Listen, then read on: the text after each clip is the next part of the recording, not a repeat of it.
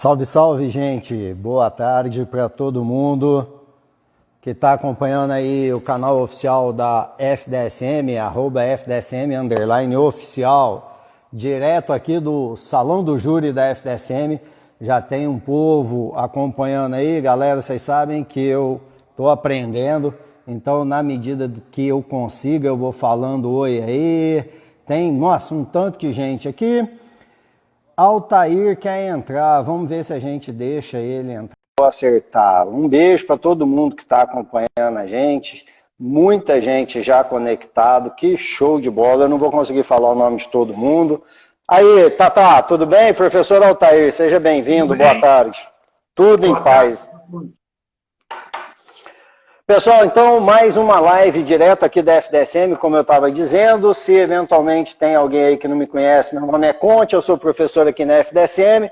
O meu convidado de hoje é o professor Altair. O professor Altair foi delegado de polícia durante um tempo aqui em Minas Gerais. Se ele quiser falar quanto tempo da experiência dele, ele vai dizer, tá certo? É professor da FDSM também já há bastante tempo, é mestre em Direito, a área dele é o Direito Penal, é professor dessas matérias aqui na FDSM já há bastante tempo, com enorme sucesso, é um dos professores super queridos que a gente tem aqui na FDSM. Quero deixar bem claro para todo mundo que está acompanhando a gente aí, tá bombando, o tema é bastante polêmico, tá? Pessoal, então vamos combinar todos os detalhezinhos aqui. Na medida do possível, em função da polêmica, nós temos algumas coisas para passar para vocês, dentro dos limites de tempo que existem. Então, na medida do possível, a gente vai vai considerar as interações e as perguntas, mas provavelmente a gente vai deixar as perguntas para o final, e aí a hora que a gente, dentro do controle de tempo aqui, eu e o Tair entendemos que está adequado, a gente fala para vocês mandarem as perguntas, tá bom? Vamos combinar assim, que fica mais tranquilo, porque senão às vezes você manda pergunta e eu não vou ler, não vou ter como anotar na hora e depois pode passar. Então a gente abre lá no final por um debate. Pode ser assim, Altair? O que você acha? Pode, tranquilo. Então beleza. Pessoal, só para deixar bem claro, né? A gente vai conversar hoje a respeito de uma enorme polêmica que desde terça-feira está aí no ar no Brasil, em todas as redes sociais, em todos os veículos de comunicação, né? Eu diria, Altair, que está bombando mais do que a eleição dos Estados Unidos, né? Que é o caso da Fabiana Ferrer, acho que é assim que fala o nome dela, todo mundo sabe, vou contextualizar muito rápido. Ela acusou um empresário lá em Santa Catarina de estupro em relação a fatos que ocorreram em uma festa em que os dois estavam participando. E esse é um processo que corre em sigilo de justiça. Essa é uma das perguntas que já está aqui para eu apresentar para o professor Altair. Ele vai explicar para nós o que é isso. E vieram algumas imagens de uma audiência, foram divulgadas por um site, o The Interceptor. Ele divulgou algumas imagens, e as imagens e o áudio desta audiência feita neste modelo que a gente está vivendo agora, online, com a presença de todos os atores, de todas as personagens que deviam estar lá presentes, advogados, promotor, juiz, a própria Fabiana. Essa audiência gerou uma polêmica danada e está gerando toda essa polêmica. Em função do que aconteceu na audiência, dos comportamentos que foram vistos na audiência, que a gente também vai ir aqui em algum momento abordar a questão da audiência, e depois do resultado final, que foi uma sentença de absolvição do suposto estuprador. Além disso, há uma polêmica, potencializa essa polêmica, o fato de ter sido utilizada uma expressão que é nova, vamos colocar assim, no direito penal brasileiro, que seria o estupro culposo. E aí essa expressão é que está ganhando grande repercussão em todo tipo de mídia, principalmente, me parece, nas mídias sociais, uma delas que a gente está usando aqui para conversar com vocês, tá certo? Então, esse é o contexto do fato. Como será a nossa análise? A análise feita pelo professor Altair, porque ele que é o especialista, tem algumas perguntas que eu vou aqui apresentar para ele, é uma análise técnica, jurídica. Nós não iremos aqui estabelecer juízo de valor, tá certo, tá errado, é culpado, é inocente, foi bem, foi mal, é bonito, é feio. Não. A gente vai se ater aos fatos e vejam, são fatos que todos nós estamos conhecendo através da imprensa.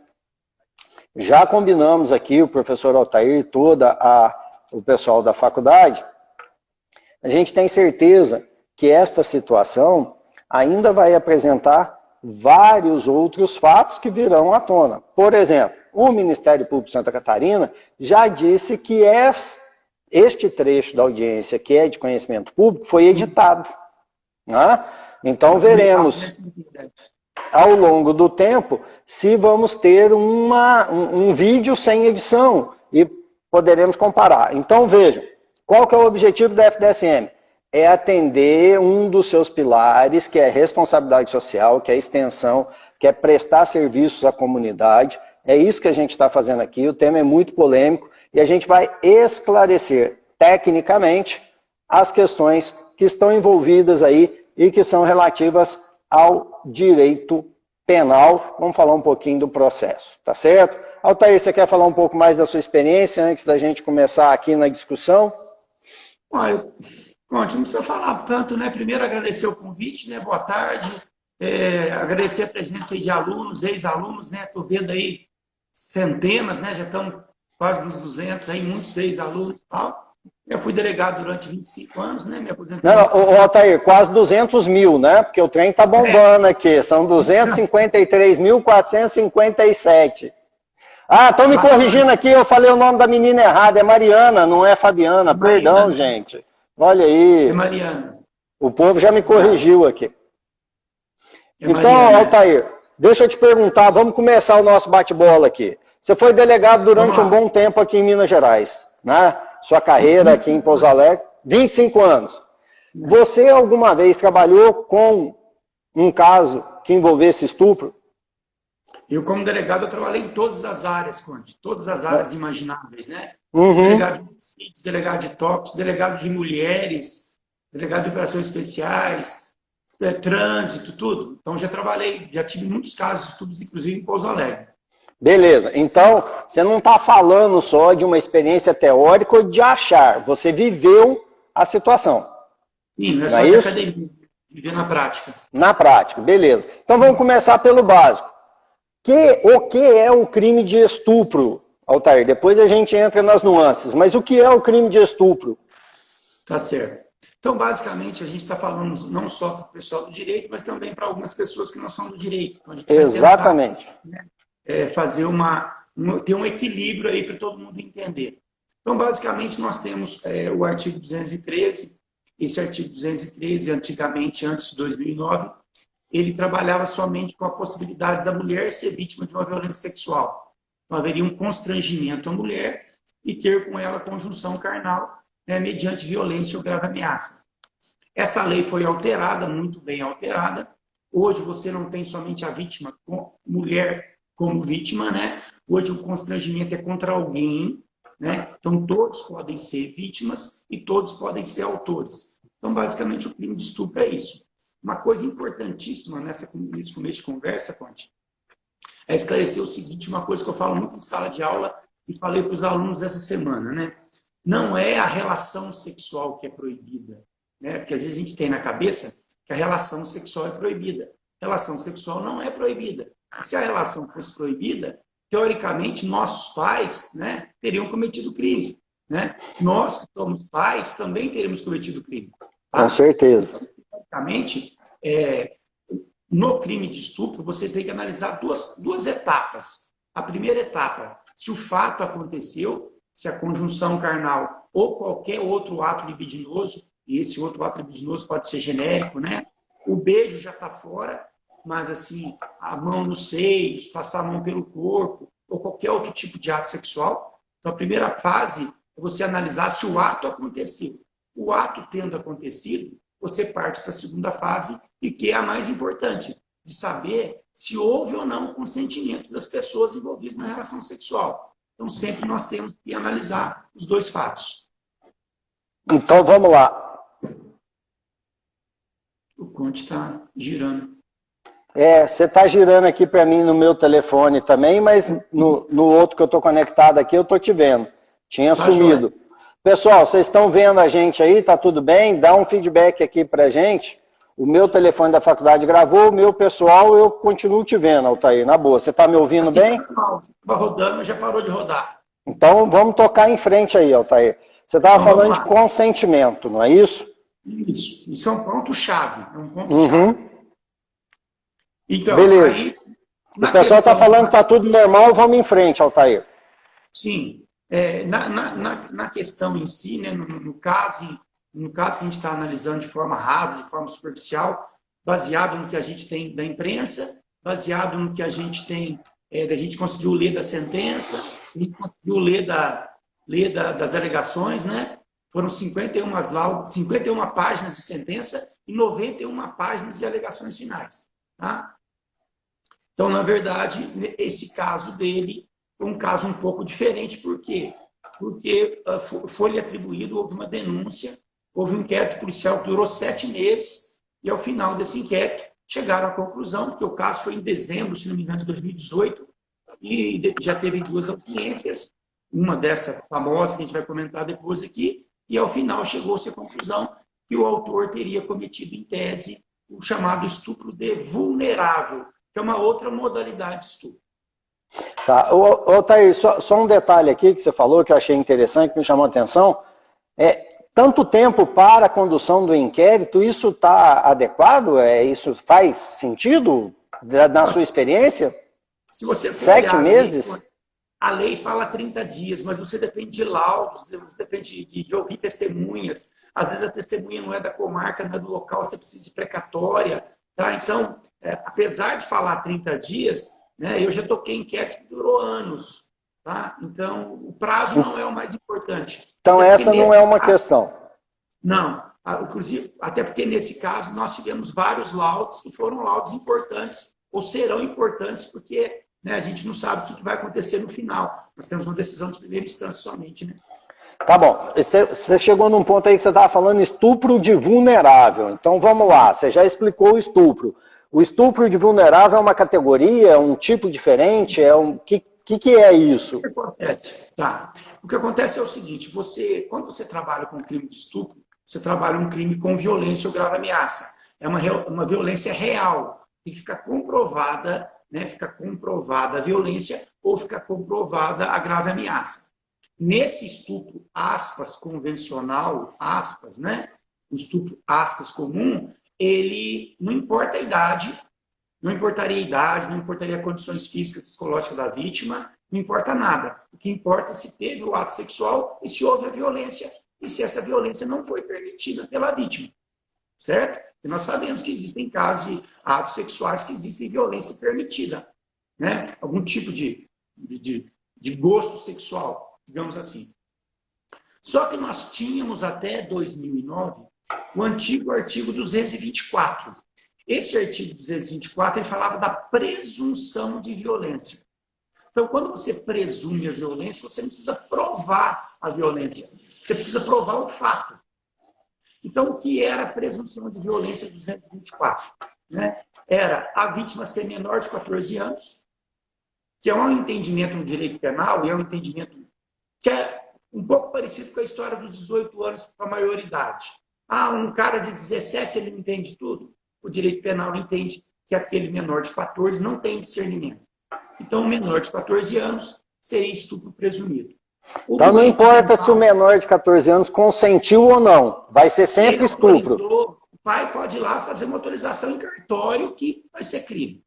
Então, o menor de 14 anos era a primeira possibilidade. A segunda seria ele ser doente mental ou ter alguma doença que possibilitasse ele de entender esse fato. Né? E a terceira seria ter ocorrido algo, uma terceira possibilidade que o impedisse de entender. Embriaguez, droga, etc. Então, chamava-se estupro presumido. Numa situação dessa, transei com uma pessoa muito bêbada. Eu só precisaria provar aquela primeira fase. Só a transa. Não precisaria provar se ela deixou ou não deixou. Porque subentendia-se que uma pessoa muito bêbada não teria discernimento. A palavra dela não seria uma palavra final. Tá. O consentimento aí já estava afastado, nem se discutia. Afastado. Haveria uma presunção de violência, né? Então, vou dar um exemplo bem diferente. O suicídio. Se eu mandasse uma criança de 8 anos pular da ponte, ela poderia concordar em pular, mas seria homicídio, que ela não tem discernimento para decidir se ela pode pular da ponte ou não. Entendi. Certo? Em 2009, a lei mudou. Esse 224 foi revogado, então sumiu a expressão estupro presumido, mas criaram a expressão vulnerabilidade. Então, o antigo estupro presumido passou a ser estupro de vulnerável. O que eles fizeram? Criaram um tipo novo, revogaram o 224 e trouxeram para o 217. Criaram um parágrafo no 217. Tá, para quem não é do direito, esses números que você está falando aí são artigos do Código Penal. São artigos do Código Penal, onde trazem o tipo penal, ou seja, a conduta que é proibida. A definição do crime. Aí a pena que o autor seria imputado. Então, Beleza. criaram o estupro de vulnerável. Então, na verdade, mudou o nome, mas essas 3 situações que nós tínhamos vieram para o 217, parágrafo 1º. Então, criou-se o estupro de vulnerável, o qual ele foi denunciado. Mas tem uma diferença, deixa eu só entender aqui, porque como eu não sou da área do penal, estou me colocando na condição de ouvinte aqui, na verdade, né? O presumido tinha que provar só a transa. Sim. O vulnerável tem que provar a transa e a condição. Não. Essa condição é objetiva. É a mesma coisa, só mudou o nome, na verdade. Tá? Então continua a mesma coisa. A condição é objetiva. Né? Continua objetiva. O menor de 14, o de 13, ele é vulnerável. Tudo bem. Mas e no caso da bebida ou da substância que altere a condição de avaliação da pessoa? Você tem que provar, por exemplo, o menor de 14, você fala assim, eu estou menor de 14. Eu Tudo tenho bem. Um documento comprovando que ele é menor de 14. Né? Tranquilo. Eu não tinha condições de entender o que estava acontecendo. Eu tenho que comprovar que eu não tinha condições de entender o que estava acontecendo. Tá bom. Essa é a vulnerabilidade. E foi o caso em si, dessa moça, né? Da Mariana. Por quê? Por causa da idade? Não. Ela já tinha mais de 18. Né? Sim. Aí, ela tinha mais de 14, já não interessa para o direito penal. Se ela tivesse 15, certo. Né? Eu ouvi alguns sites escrevendo que ela tinha 18, ela não tinha 18. Né? E, na época do fato. 15. Mesmo se tivesse 15. Ela não é doente mental, não tem nenhuma doença, em tese, que tiraria o discernimento. Ficaria a terceira opção. A terceira opção de uma forma bem prática. Ou ela foi dopada, ou ela drogada de alguma forma, ou ela estava bêbada de uma forma que ela não conseguiria entender o caráter ilícito. Então, em si, foi em cima dessa terceira possibilidade, a denúncia. E a polêmica, então, Altair, da expressão estupro culposo. O que aconteceu e o que é isso? Então, aí que gerou toda a controvérsia. Porque, na verdade, o que aconteceu? Se você olhar a sentença, o juiz diz na sentença, taxativamente, há autoria e materialidade. Quando ele fala que tem autoria e materialidade, ele está dizendo o Conte é o autor e o Conte fez isso. O crime existiu e eu sei quem foi. Ou seja, aquela primeira parte que nós discutimos aconteceu, né? Houve a relação sexual. Isso, os exames periciais comprovaram, né? Sangue na calcinha, esperma, tudo isso. Então, o juiz ficou ciente que houve a relação sexual. Ponto. Mas aí parte para a segunda parte. Cadê a questão da vulnerabilidade? A questão da vulnerabilidade ficou nela estar bêbada ou drogada. Quando você olha a sentença e o juiz juntou os laudos na sentença, dá tudo negativo. Depois a gente vai falar um pouquinho disso, mas dá tudo negativo. Né? Quando dá tudo negativo, o juiz, em tese, ele e o promotor também nas alegações finais, chegaram à conclusão que, se houve a relação sexual, não teria ocorrido. Ele chega à conclusão que houve a relação sexual. O fato aconteceu, o ato aconteceu, mas que não teria prova da vulnerabilidade. E aí, então, tecnicamente, se reconheceu que ela e o rapaz tiveram uma relação sexual. Sim, tá. Reconheceu. A discussão foi, esta relação não foi consentida porque ela não estaria em condições de concordar ou de negar. Então, isso, né? É isso. Para a polícia e para o Ministério Público de início, ficou esse o entendimento até que foi feita a denúncia. Durante as audiências, né, juntada de provas, a instrução, né, o juiz chegou à conclusão que não havia provas suficientes para saber se ela estava drogada ou não, porque os laudos eram negativos. Tá. Certo? Mas aí, o que aconteceu? O que aconteceu? O que pegou ali foi o bendito artigo 20 do Código Penal, que fala do erro do tipo. Isso gerou essa história do estupro culposo, lá para o site Intercept.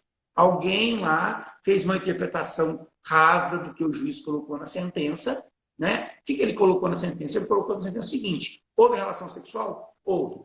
Houve dolo dele em constranger a vítima? Né? E aí é o grande X da questão. Para quem não é do direito, dolo é quando tem a intenção de. Intenção, sim. Aí, como ele falou assim, olha, o cara transou, mas a priori ele não teve a intenção de constranger, porque ele não teria como saber se ela estava bêbada ou drogada.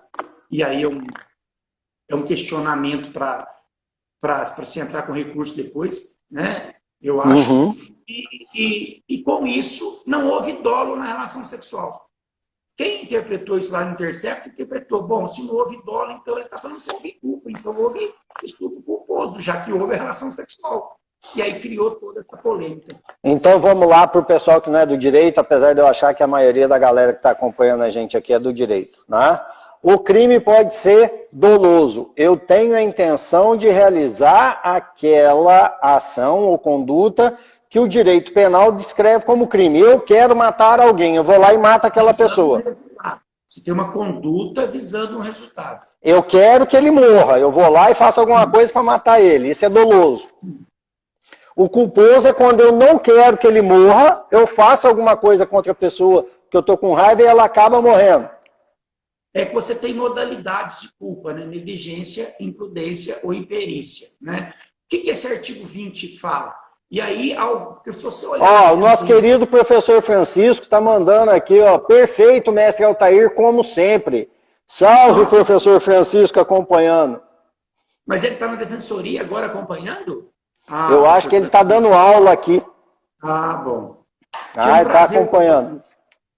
Então, mas quando você trabalha com esse artigo 20, aí gerou toda a polêmica. Que quem fez essa interpretação lá no site entendeu. O juiz diz que houve a transa, mas não houve o dolo. Como é que se transa sem dolo? Então se transou com culpa. Então foi estupro culposo?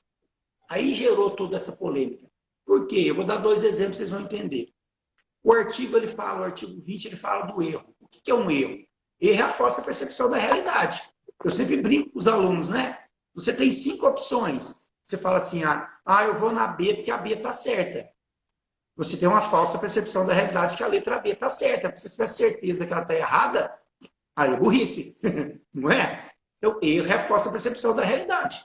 Tá? Quando o artigo diz isso, no artigo 20, ele diz, né, excluindo os elementos constitutivos do tipo, ou seja, para ser estupro tem que ter o constrangimento. Né? Tem que ter o constrangimento. Se não houve o dolo dele em relação ao constrangimento, em tese, houve culpa. Só que o juiz não fala isso na sentença e o promotor fala também.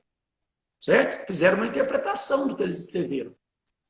O artigo 20 diz, quando eu não posso punir com dolo, se houver crime culposo, eu posso punir com culpa. Certo?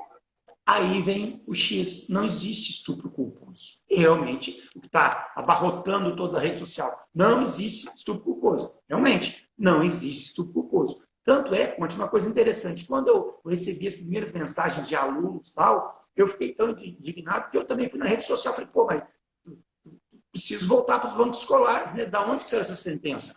Né? Okay? Só que quando eu fui olhar a sentença, não tem isso. Foi uma interpretação do site. Tá? Uhum. Vou dar um exemplo aqui, Conte, que todo mundo vai entender. Imagine que você vai para a academia após o trabalho. Aí você leva uma mochila com a sua roupa para trocar de roupa na academia. Aí você troca de roupa, beleza? Coloca a sua roupa que você estava usando na mochila e tal, e resolve conversar com um amigo. Aí você fala assim, vou embora. Não vou nem tomar banho, vou embora, tomo banho em casa. Por uma coincidência, você tem uma mochila preta tal, e o outro cara da academia, lá um outro cara, tem uma mochila idêntica e colocou perto da tua. A diferença é que a sua está com as suas roupas e o cara, por um azar muito grande, tinha ido ao banco e sacou lá 10 mil reais, estava dentro da mochila. Você foi e pegou a mochila errada. Foi embora para casa. Manda um abraço para o Augustinho aí, ele está te dando os parabéns pelas explicações. Nosso querido professor Augusto. Olha, gente, eu estou raciocinando aqui, não estou nem prestando muita atenção no que está escrito aqui, mas a gente vai. Obrigadão, Agostinho. Aí, o que acontece? Você vai embora com a sua mochila. O outro cidadão pega a mochila dele e fala assim, mãe, que estranho, mochila, olha aqui. Fala, mãe, essas roupas sujas aqui, cadê a minha mochila com dinheiro? Olha na câmera, vê você saindo. Liga para a PM vai e te aborda. Certo? Se a gente considerar que você não teve intenção de levar a mochila com dinheiro, até porque você nem sabia o que tinha lá, estamos partindo do pressuposto que você não abriu a mochila para olhar dentro, você pegou a mochila preta que era tudo e foi embora. Né? Você não cometeu o furto, porque o furto é um crime doloso de subtração. Mas você poderia ser punido por culpa, mas não tem furto culposo. Então, o furto eu tenho que ter a intenção de tirar alguma coisa de outra pessoa. O dolo de ficar com o objeto para você e para terceiro. Logicamente, você teria que devolver esse dinheiro, tá aqui, foi um erro, está aqui. Né? Não tem. Essa é a mesma questão do estupro. Vou dar um outro exemplo, onde que tem a possibilidade do culposo. Sim, bem de forma superficial. Você está na sua casa, houve um barulho no quintal à noite, vê alguém em cima do muro. Você fala assim, criminoso, ladrão, dá um tiro e mata o cara. Aí a gente vai ver o quê? Foi um policial que estava lá atrás de um criminoso. Foi o seu vizinho que estava fugindo de alguma coisa. Aí você fala, você não tinha intenção de matar, porque você imaginou que era um criminoso. Você não responde para homicídio doloso, mas existe a possibilidade do homicídio culposo. Aí você responde. Então você deve evitar. Quem está aí? O capitão policial. Quem está aqui? Ô, Conde, sou eu, Altair. Estou fugindo de um cachorro na rua. Tá? E aí existe a possibilidade de você responder por homicídio culposo. No caso do estupro, não existe essa possibilidade. Né? Você não tem um crime contra a dignidade sexual de modalidade culposa. Né? Você não tem na modalidade culposa. Então, isso gerou toda a polêmica da questão do estupro culposo. Mas, reafirmo, na sentença não tem e nem nas alegações. Houve uma interpretação e isso ganhou força. Tá, Altair, deixa eu aproveitar aqui. Tem algumas pessoas que entraram depois que a gente começou, nós estamos discutindo o caso da Mariana Ferrer, estamos fazendo uma análise técnica jurídica, que esse é o papel da FDSM de responsabilidade social. Tá? E lembrar, a gente vai abrir para perguntas no final, tá? Porque eu vi uma ou duas perguntas que já passaram por aqui e eu acabei... Né? Então depois eu peço para o pessoal depois mandar as perguntas, a gente vai abrir o momento das perguntas. Cristiano, nosso querido vizinho, colega professor aqui, mandando um abraço aqui. Mandando um abraço aqui, mas ele está preparando um evento da pós-graduação. Quem quiser acompanhar hoje à noite, tem link no site. Evento já teve de manhã e hoje de noite vai continuar. Sensacional. Agradecer a todo mundo. Tem muito ex-aluno, Altair, não vou falar o nome. Estou com saudade da aula do Altair, saudade da faculdade, que bom, o pessoal está gostando. Coração subindo aí, ó, coração para todo mundo aí, um salve geral para a galera, tá? Sensacional. Faz churrasco e me chama, tudo certo. Tá vendo, moçada? O Altair já deu a dica aqui, como é que faz para matar a saudade, tá bom? Quem é ex-aluno tá com saudade, marca um café com a gente, entra no site, eu mando um zap para nós, 3449-8124, e vem para cá. Volta aí. Aí, ó, vamos criar esse programa, o Café com Direito aqui. Olha que legal. Teve alguém que colocou aqui, acho que é ex-aluna ou aluna nossa, já colocou aqui que já foi atualizada a matéria e que foi o jornalista que utilizou a expressão exatamente como você explicou para nós aí a questão do estupro culposo, que ficou super tranquilo. Agora vamos chegar na parte que talvez seja a mais polêmica, mas antes eu queria retomar lá naquela sua questão das provas e da sua experiência como delegado. Você falou que tem laudo, que demora, que teve perícia, que, né? Este é o caminho mesmo da sua experiência como delegado numa situação dessa, numa alegação de estupro, esse é o caminho, é o laudo, porque é difícil ter testemunha, né? Como é que fica essa questão da palavra de um contra a palavra do outro? Como é que fica isso na sua experiência, Altair? O Conte, a palavra da vítima é muito importante nos crimes sexuais, muito importante, porque você imagina o seguinte, né? Imagina uma situação de marido e mulher, o marido pode responder pelo crime de estupro. Como é que você faz uma prova disso? E quando você pega um processo, o processo nada mais é do que a reconstituição de um fato pretérito acontecido. Eu sempre falo isso. O processo não começa com o recebimento da denúncia, como o pessoal fala. O processo começa com o crime lá atrás, que ele reconstitui o fato pretérito, certo? Então, como é que como é que uma mulher faz a prova que ela foi constrangida pelo marido lá na sua cama, no seu quarto, na sua casa, 3 da manhã, sem testemunhas? Então, a palavra da vítima é muito forte, né? Ela deve ser entendida. Logicamente que ela tem que ser corroborada com as outras provas, né? Isso chama um pouquinho a atenção na sentença do juiz, que ele diz assim, ao meu ver. Ele começa a sentença falando assim, ao meu ver, assim, destonando um pouquinho da prova dos autos em tese, né? Porque existe a prova da autoria e materialidade e ficou a dúvida quanto à questão da vulnerabilidade, né? Uma coisa que me chamou a atenção, Conte, olhando ali, é a questão que só no outro dia ela falou para a mãe e só no outro dia foram feitos os exames, coletado o material. Então, deu negativo para embriaguez e para droga? Sim. Pode ser que tenha usado um tipo de droga que nós não sabemos, uma modalidade nova, o tempo de duração, né? Então, tudo isso chama a atenção, tudo isso pode ter influenciado no resultado do laudo. E se o laudo dá positivo, Conte, não há dúvidas. Acabou, Né? não tinha essa conversa. Se ela autorizou ou não autorizou, e quando você olha os depoimentos, ela fala que a partir das 7h30 da noite ela começou a se sentir estranha, e o fato aconteceu às 10h25, até 10h31. Isso também me chamou a atenção como delegado. Por quê? Porque, assim, eu já falei isso, algumas pessoas não concordaram comigo, mas assim, como delegado, a minha curiosidade ficou atiçada, né? Que aquela questão de você... Ela era virgem, ou seja, uma virgem, por que ela escolheu ele para ter a primeira relação sexual? Que era uma pessoa que ela nem conhecia. Essa primeira relação sexual durou só 6 minutos. Assim, duraria só 6 minutos. Quando ele foi ouvido, a primeira vez ele não fala que teve relação sexual, ele fala que foi ajudar ela no camarim.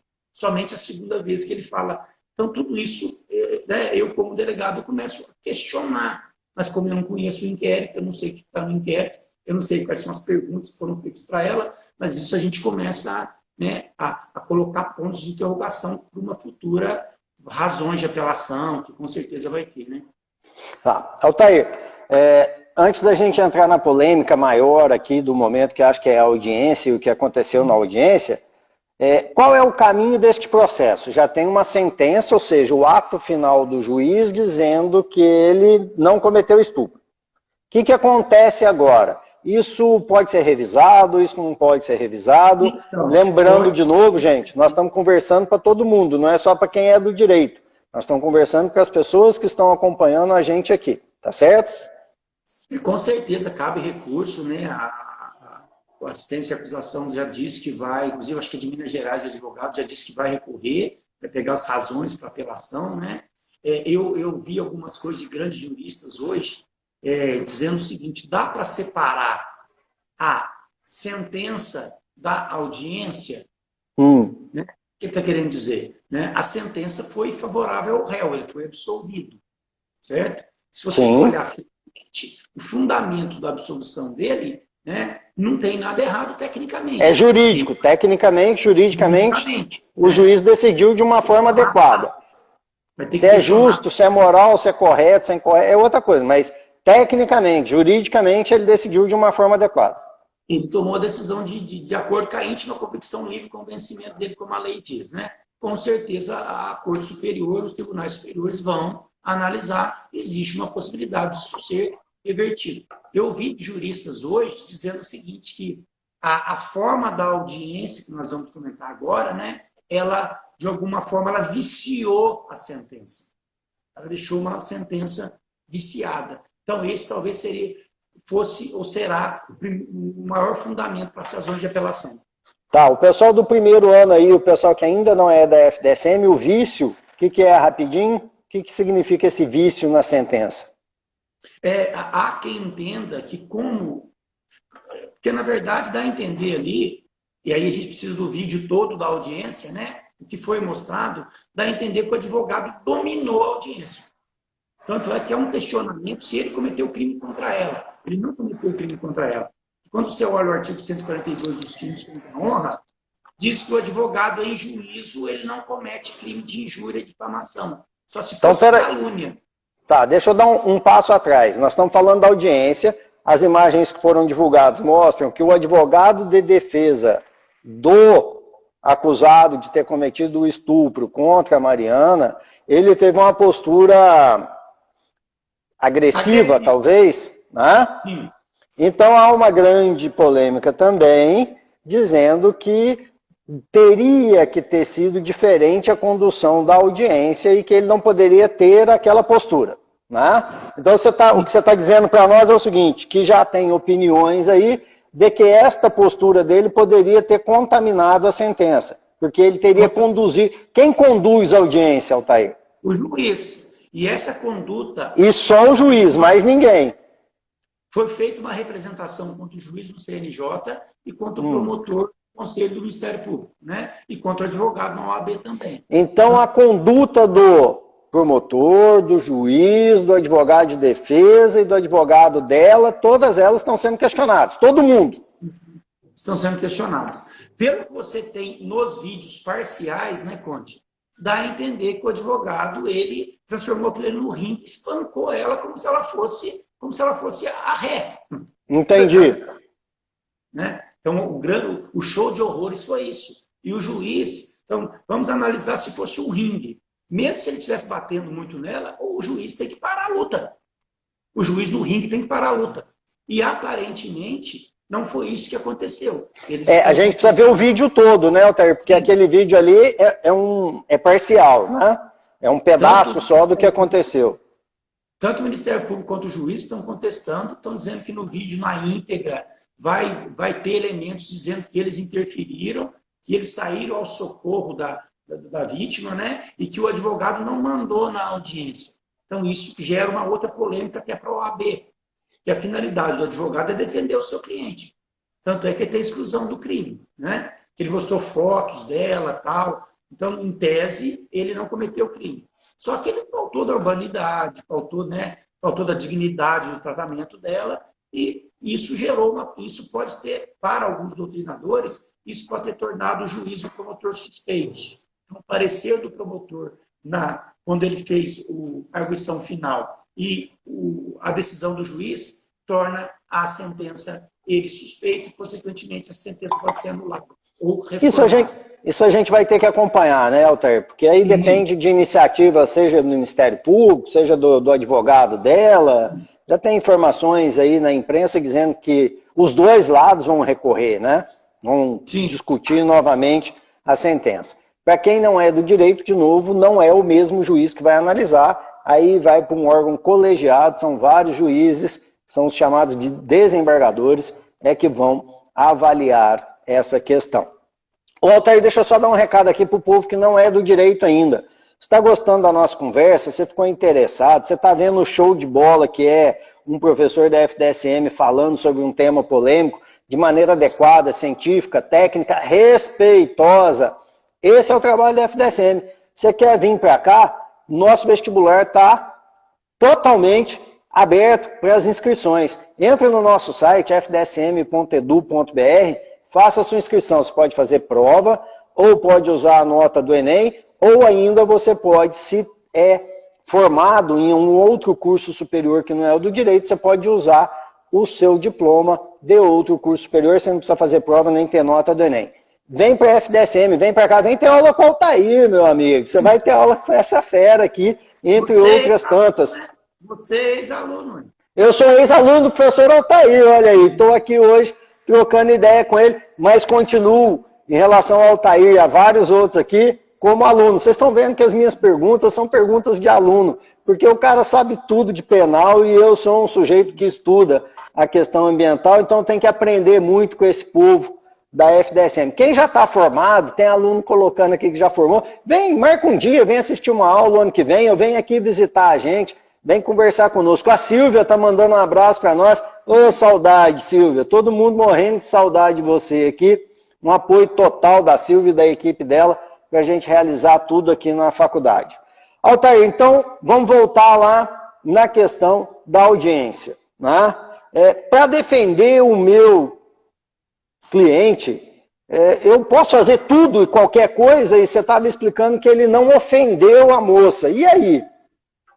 Então, não ofendeu aspas, né? Não ofendeu aspas, porque ele pode até ter ofendido, mas existe o artigo 142 do CP que trata dos crimes contra a honra. CP é Código Penal? Código Penal. Nós temos 3 Beleza. crimes contra a honra. Né? A difamação, a calúnia e a injúria. A calúnia é quando eu falo que você cometeu um crime e isso é mentira.